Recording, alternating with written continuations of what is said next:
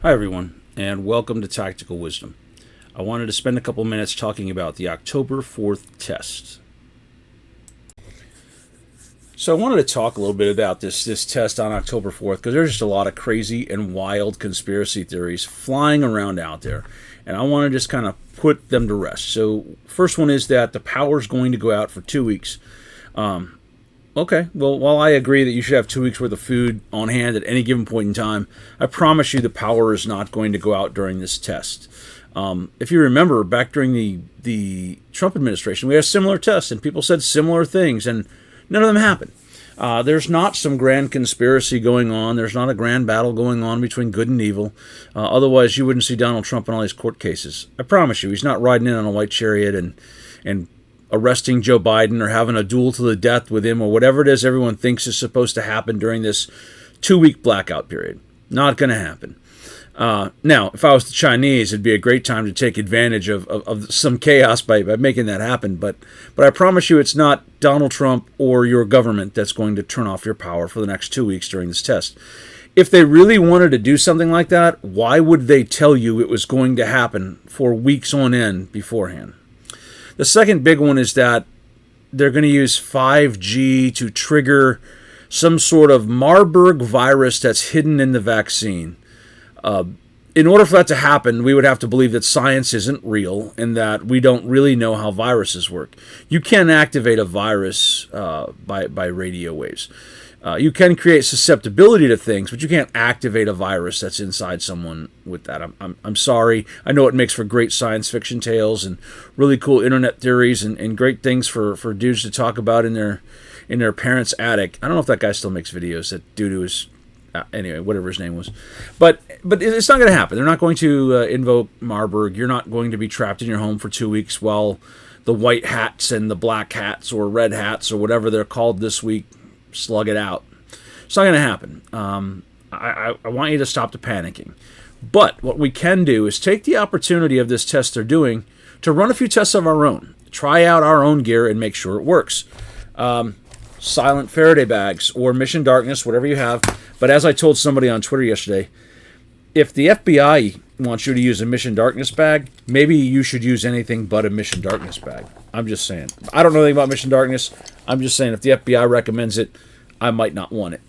I'm going to take my phone and I'm going to drop it in the Silent Faraday bag. There'll be a link down below. You can find these things. Good thing to have. I'm going to roll it down a couple of times, just like the instructions say. I'm going to seal it off. I've already done this a few times and it works. But I'm going to do it just during the test, and we'll see what happens. Seal it up. Good stuff. Make sure your Faraday bag works. I'm going to do the same thing with my tablets. I'm going to take this tablet, and I'm going to drop it in the Silent Extra Large Utility bag that I got here. It's from Silent, but I actually got this one from BattleBox. BattleBox is a great subscription service. I've gotten 2 different Faraday bags from them, both Silent bags, and I love Silent, and Avi and me have become friends over there, and he tips me off to good new products, so watch for it. So I'm going to put my tablet in there. It's got a little Velcro here. You roll it down twice and seal it up. I'm going to make sure it works on that and the tablet. But what if I don't have a Faraday bag? What can I do? Well, I can make homemade Faraday devices out of almost anything. One of my favorites, I call it the Stealth Faraday bag. You can get this at the Dollar Trees, where I got this one. You can get them almost anywhere, but these really delicious cookies. The best part of making one of these into a Faraday bag is eating the cookies. Dark chocolate. Way to go. But anyway, you open them up. Inside, it's all metal all the way around. Line it with cardboard so that it's not conducive. Sometimes if it's conductive, conductive.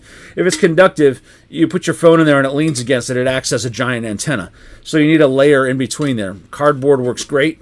Seal it up, and it will effectively be a Faraday device. You could throw it in your microwave. Whatever it is that you're going to use as your Faraday-type device, put it in there and make sure that it works during that test. If they're going to force a signal to you, see if you can stop them from forcing a signal to you. I think it's a great test. Another test that's going to go on that I want everyone to know about is our friends over at S2 Underground announced that they're running a test of the GhostNet, which is a new HF radio thing. I've got my SOI from him, Signal Operating Instructions, printing over at Office Depot today. Should be ready in a little bit. Going to be nice laminated, ready to go. A whole comms plan which is actually worldwide using HF radio. The important thing to know about the GhostNet test is if you go check out his video over on YouTube, you know what, I'll drop a link down below.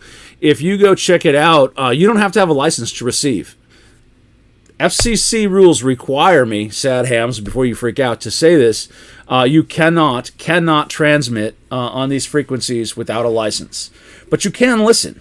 And if you've got the capability to listen in on HF, and you've got the capability to translate those digital modes by using the FL Message software or FL Message on your Android device, or whatever software processing you use to decode JS8 call or whatever, use it and check it out. You can even use something like a Texun GP5. That's what I have here. It's a GP5 SSB.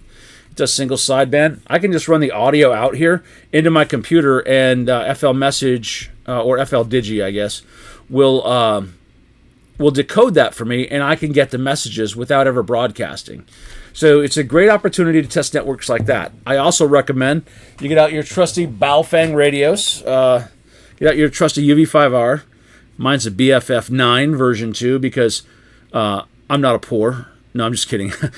I just like these ones a little bit better. And Brushbeater is a great place to get some. Link below. Get out your radios. Test them with your friends during that.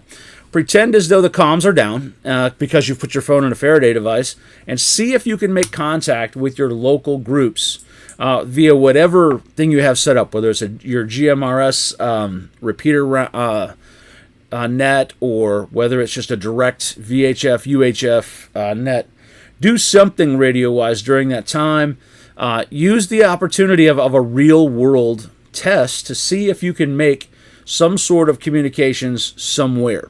Don't just sit at home and dread, because nothing bad's going to happen, I promise you.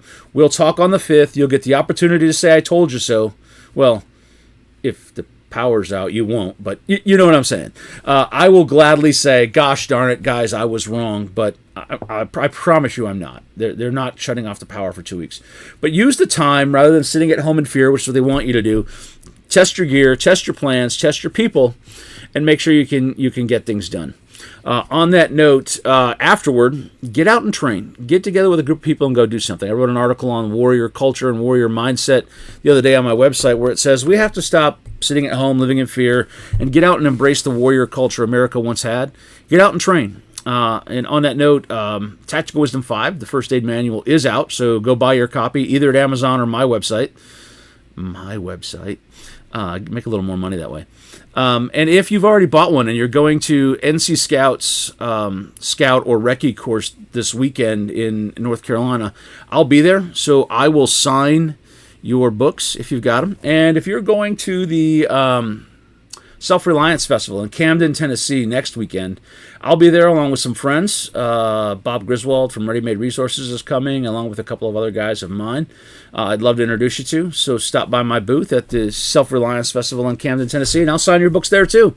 I will also have a bunch of books for sale. I won't have the first aid book yet because Amazon hates authors, and I won't get mine until after I'm back. But stop by and see me. Stop freaking out about October 4th, and I'll talk to you afterward, I promise. Have a great day.